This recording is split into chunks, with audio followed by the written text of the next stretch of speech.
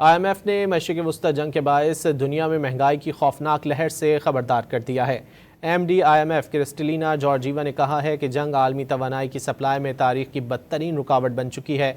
आबनाए Hormuz की बंदिश के बायस तेल की पैदावार शदीद मुतासिर हुई है।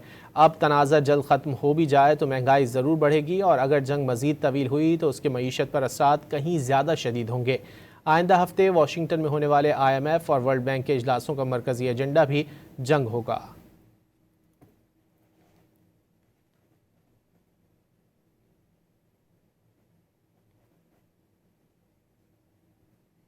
IMF ने मशरिक़ वस्ती जंग के बायस दुनिया में महंगाई की खौफनाक लहर से खबरदार कर दिया है।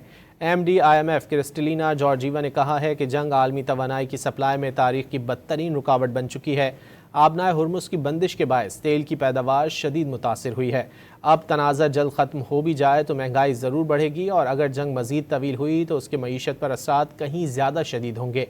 आइंदा हफ्ते वाशिंगटन में होने वाले IMF और वर्ल्ड बैंक के इजलासों का मरकज़ी एजेंडा भी जंग होगा।